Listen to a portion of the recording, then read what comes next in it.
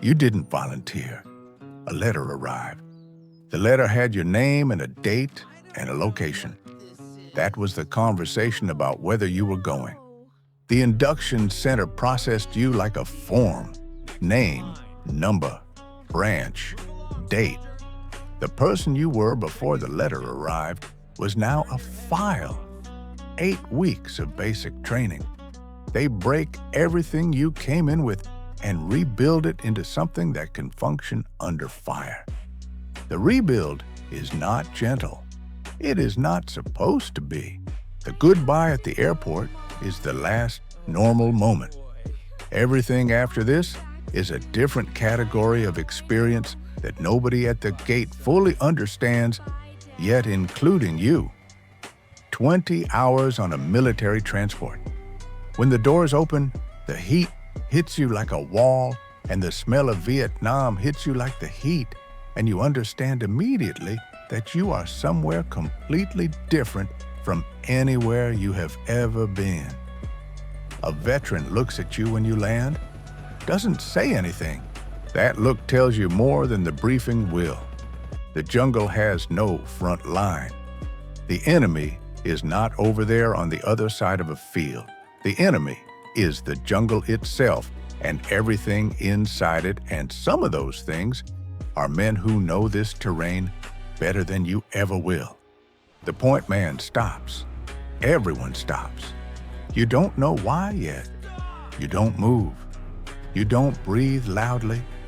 You wait for him to decide what the ground in front of him is telling him. Booby traps were everywhere. Tripwires, punji stakes, pressure mines. The jungle floor was a decision you made with every step, and you made it 10,000 times a day. Contact in the jungle. You fire at muzzle flashes because you cannot see the people making them. They fire at you the same way. The jungle absorbs everything and gives back very little information. Night in Vietnam is a specific kind of darkness. The jungle sounds never stop. Some of them are the jungle. Some of them are men. You never fully know which until it's too late to matter. After every patrol, you check for leeches. Find them, remove them. Do it again tomorrow. The jungle takes something from you every single day, and some of what it takes you don't notice until much later. There is no uniform on the other side. The farmer in the field might be a farmer, might not be. The village might be safe, might not be. You make decisions with incomplete information every hour of every day. You take a hill. You hold it for 3 days. You give it back because holding it costs more than it's worth. Next month, you take it again. This is not a metaphor. This happened repeatedly at specific hills with numbers for names. Letters from home describe protests. People marching against the war. You are in the middle of the war reading about people marching against it, and you do not have a simple feeling about this. You have several feelings, and none of them are simple. Tet, 1968. The offensive hit everywhere at once. The military had been saying the war was being won. The Tet Offensive demonstrated that statement to be complicated in ways that were visible on television in every American living room simultaneously. Medevac helicopters meant you survived wounds that would have killed soldiers in any previous war. Survival rate was higher than any conflict in history, which meant more men came home. Came home, changed. Came home to a country that did not know what to do with what they brought back. Your tour was 365 days, 1 year. You knew the exact date you were going home from the day you arrived. You counted every day between those 2 dates, every single one. At 10 months, you are the veteran watching the new guys arrive. You remember being them. You do not tell them everything you know because some of it they need to find out themselves, and some of it you don't have words for yet. The last 30 days are the most terrifying. You have come too far to die now. You know this thought is irrational. You also know it is true. You become more careful, not less. Everyone does at the end. The plane lifts off. Vietnam gets smaller. You watch it until you can't see it anymore. You don't celebrate. You just watch it get smaller. Some part of you stays down there and you already know it. You land in America in uniform and some people turn away. Some say things. You have been in a jungle for a year. You're not prepared for this specific welcome. Nobody warned you about this part.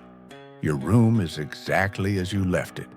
The posters, the books, the trophy from high school, they belong to someone who went to Vietnam.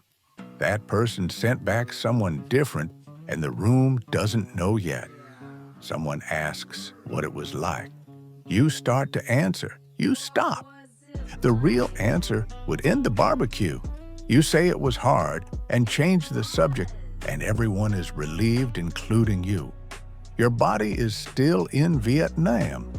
Your body will be in Vietnam for a long time.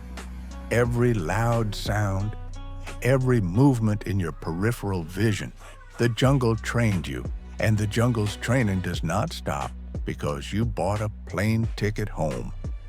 The VA was not ready for what Vietnam sent home. PTSD didn't have that name yet. The symptoms had names like adjustment disorder, and the treatments were limited, and the waiting rooms were full, and the system was not built for this specific kind of damage. The wall opened in 1982. 58,000 names. You find the ones you knew. You stand there for as long as you need to. Nobody rushes you.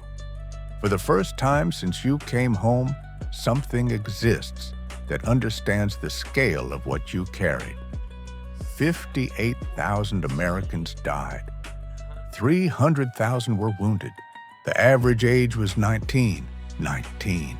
The people making the decisions were in their 50s and 60s, and the people executing them were 19. April 1975. Saigon fell. The war ended the way many said it would end. The men who fought it watched it on television from American living rooms. No one called to explain what their year in the jungle had been for. No one had a good answer. The country wanted to move on. The veterans were not done moving through it. Those are two different timelines, and they don't sync up cleanly, and the gap between them is where a lot of damage lived for a long time. 50 years later, the men who went are old now. Some talk about it, most don't. The jungle is still in there. It just got quieter, or they got better at keeping it quiet. It is not always easy to tell which.